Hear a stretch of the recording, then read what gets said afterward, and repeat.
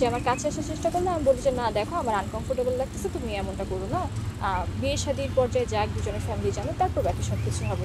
তখন সে আমাকে বিছানার উপর ফেলায়, তার পকেট থেকে বা কোমর থেকে, আমি এটা খেয়াল করিনি, পকেট অথবা কোমর থেকে একটা কুড়ের মতো একটা জিনিস বের করে, চাকরি। তোর এত দিমাগ কিসের, তুই কোথাকার মেয়ে, এরকম অনেক কথা বলে সে আমার গলায় ধরে। এভাবে ধর্ষণ চেষ্টা লোমহর্ষক বর্ণনা দিচ্ছেন ভুক্তভোগী এই তরুণী। অভিযোগ করেন প্রেমিক মাহমুদুল হাসান নাবিদের সঙ্গে তার বাগবিতণ্ডা হলে সমাধানের জন্য বাড়িতে ডেকে আনেন প্রেমিকের মা। পরে তরুণীর সঙ্গে শারীরিক সম্পর্ক করার চেষ্টা করে, এতে রাজি না হলে বাধে বিপত্তি। এক পর্যায়ে জোরপূর্বক ধর্ষণের চেষ্টার সময় বাধা দিলে ধারালো ছুরি দিয়ে আঘাত করা হয় তরুণীকে। এতে বাম হাত আঘাতপ্রাপ্ত হয়ে 3টি রগ কেটে যায়। এ ঘটনা 15 দিন পেরিয়ে গেলেও ছেলের পরিবার প্রভাবশালী হওয়ায় মামলা নেয়নি পুলিশ। অপরদিকে আতঙ্কে রয়েছে ভুক্তভোগীর পরিবার। ময়মনসিংহ নগরের 11 নম্বর ওয়ার্ডের নন্দীবাড়ি এলাকায় ঘটে এমন চাঞ্চল্যকর ঘটনা। এদিকে ভুক্তভোগী ও পরিবারের অভিযোগ, স্থানীয় সাবেক কাউন্সিলর ফরহাদ আলম সালিশ ডেকে কিছু টাকা দিয়ে বিষয়টি ধামাচাপা দেওয়ার চেষ্টা করলেও তারা আইনি কোনো সহায়তা পাচ্ছেন না। তারপর এটা মামলা অব্দিও যায়, কিন্তু মামলা তারা এখনো নেয় নাই, তারা কোনো স্টেপ নিতেছে না আসামির বিরুদ্ধে। বারবার আমাদেরকে টাকার অফার করতেছে, বিভিন্ন নেতা ফেতা দিয়ে হচ্ছে আমাদের উপর হুমকি ধামকি দেওয়া হচ্ছে, আমার বাবাকে হেনস্থা করাচ্ছে, কিন্তু এই পর্যায়ে আসলে কোনো সমাপ্তি এখনো তারা দেয়নি, কোনো সমাধানও দেয় না। মেয়ের জবানবন্দি নিচ্ছে, নেওয়ার পরে বলতেছে যে থানায় বলে দিচ্ছি, আপনার জানা এফআইআর হবে, এটা বিচার হবে।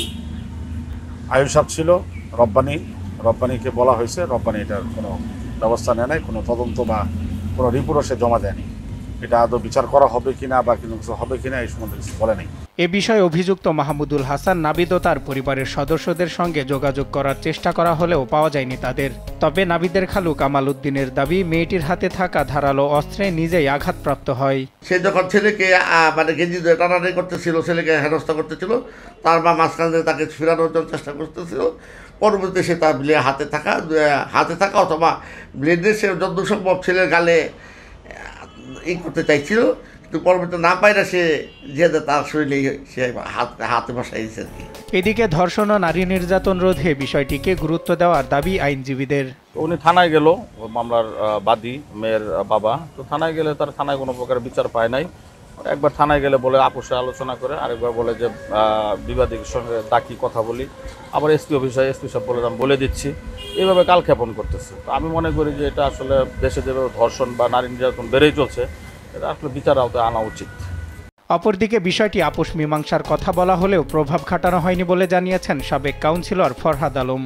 কেউ যদি বলে যে আমি লিঙ্ক করছি বা আমার প্রভাবে এটা তাহলে মিথ্যা, সবকিছুই মিথ্যা। এই ধরনের আমি কোনো ধরনের কথাবার্তা কেউ বলিও নাই, কেউ করিনি। আর কোতোয়ালি থানার ভারপ্রাপ্ত কর্মকর্তা জানিয়েছেন, ছেলে অপরাধী হলে তার বিরুদ্ধে নেওয়া হবে মামলা।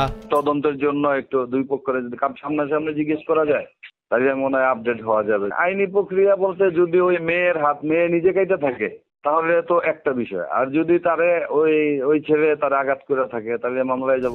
স্থানীয়রা জানান, প্রায় ওই বাসায় ভুক্তভোগী মেয়ের যাতায়াত ছিল। তবে এমন ঘটনায় হতবাক তারা। এই ঘটনায় তদন্ত করে দোষীর শাস্তির দাবি জানান অনেকেই। সজল বিশ্বাস, নিউজ ডেস্ক, দেশ টিভি।